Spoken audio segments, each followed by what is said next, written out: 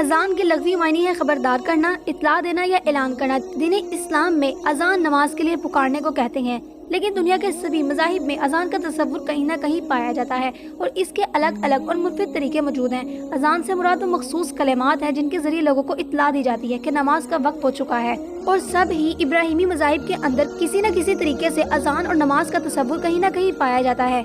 यहूदी, ईसाई और मुसलमान अजान कैसे देते हैं और इनकी अजानों के अंदर क्या फर्क है, ये सवाल बहुत से लोगों के जहन में आता है। तो दोस्तों, आज की इस वीडियो में हम यहूदियों, ईसाइयों और मुसलमानों की अजानों और नमाजों के बारे में ही बात करेंगे। तो वीडियो को आखिर तक जरूर देखिएगा ताकि आपको सब अच्छे से समझ आ सके।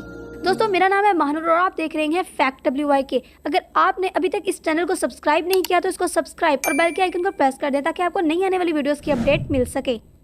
तो शुरू करते हैं।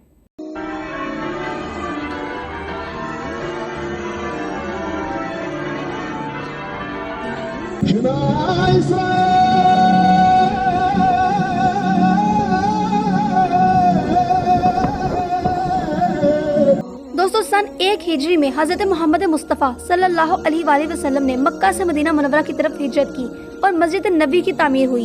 इस वक्त इस बात की जरूरत को महसूस किया गया कि मुसलमानों को नमाज के वक्त की इत्तला देने के लिए कोई खास तरीका होना चाहिए। लिहाजा आप सल्लल्लाहु अलैहि वसल्लम ने जब सहाबा इकराम से इस बारे में मुशावरत की तो इस सिलसिले में 4 तजावीज़ सामने आई। पहला ये कि नमाज के वक्त कोई झंडा बुलंद कर दिया जाए। दूसरा ये कि किसी ऊंची जगह पर आग का एक शोला रोशन किया जाए। तीसरा ये कि यहूदियों की तरह सींग यानी पीगल बजाया जाए। चौथा और आखिरी ये कि ईसाइयों की तरह घंटियां बजा दी जाएं। दोस्तों, ये तमाम तरीके क्योंकि गैर मुस्लिमों से मुशाबत रखते थे, लिहाजा आप सल्लल्लाहु अलैहि वसल्लम ने इनमें से किसी पर भी इत्तफाक नहीं किया और इनको नापसंद किया। और सब लोग अभी सोच और विचार के अंदर मसरूफ ही थे कि इसी रात एक सहाबी हजरत अब्दुल्ला बिन जैद ने ख्वाब के अंदर देखा कि किसी ने इनको अजान और अकामत के अल्फाज सिखाए हैं। सुबह हुई तो वो रसूल सल्लल्लाहु अलैहि वसल्लम की खिदमत में हाजिर हुए और अपना ख्वाब बयान फरमाया। तो आप सल्लल्लाहु अलैहि वसल्लम ने इस ख्वाब को अल्लाह ताला की तरफ से सच्चा ख्वाब बयान फरमाया और इस तरीके को काफी पसंद फरमाया। कई दूसरे सहाबा इकराम ने भी बिल्कुल इसी तरीके के ख्वाब देखे। लिहाजा रसूल सल्लल्लाहु अलैहि वसल्लम ने हजरत अब्दुल्ला बिन जैद से फरमाया कि तुम हजरत बिलाल हबशी से कहो कि वो अजान के इन कलिमात को पढ़ें क्योंकि इनकी आवाज काफी ऊंची है। लिहाजा इस दिन से अजान का ये निजाम दुनिया भर में कायम हुआ और हजरत बिलाल रजी अल्लाह अन्हा इस्लाम के पहले मौज़न करार पाए। ये अल्लाह ताला का बनाया गया एक निजाम कुदरत है कि जिस तरह हर वक्त तवाफ़ काबा जारी रहता है, बिल्कुल इसी तरह दुनिया के किसी न किसी कोने में इनके औकात के हिसाब से अजान की आवाज भी गूंजती रहती है। यही वजह है कि इस वीडियो को देखने वाला कोई शख्स अगर मुसलमान ना भी हो तब भी इसने कभी न कभी अजान के कलमात लाजमी सुने होंगे। अल्लाहु अकबर, अल्लाहु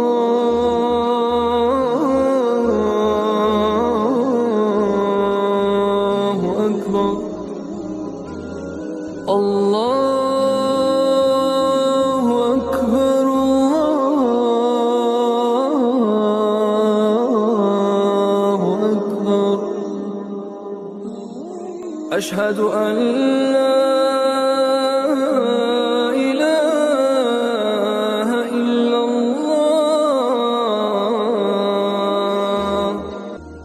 आज से 2000 साल कबल आने वाले मज़ाहिब यानी ईसाइयत में भी अजान के तौर पर इस तरह से घंटियां बजाई जाती थी।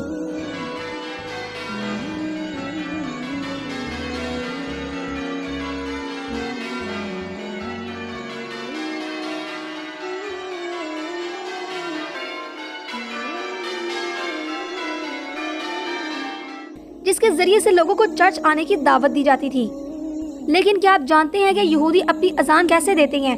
आपको जानकर हैरत होगी कि यहूदी मजहब की इबादत गाहों में दिन में 3 मरतबा अजान जैसी एक पुकार बुलंद की जाती है, जिसको लोग ये समझते हैं कि मुसलमानों की तरह यहूदियों की कोई अजान है या ये अजान जैसी पुकार है। ये अजान सिर्फ इन इलाकों में दी जाती है जहाँ पर यहूदी बड़ी तादाद में आबाद हों और इसके अल्फाज दरअसल क्या हैं आप खुद सुन सकते हैं।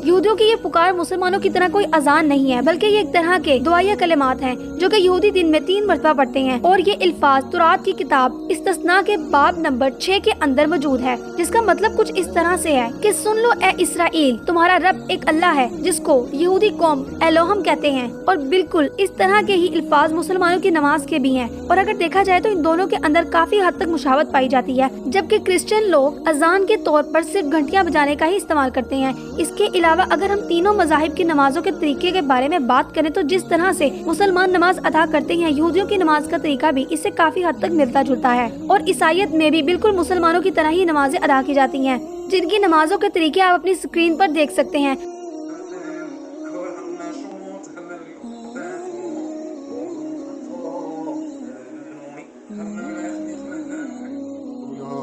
Bishmaya, Tifei Uta, Hekt Bishmaya, Afalora,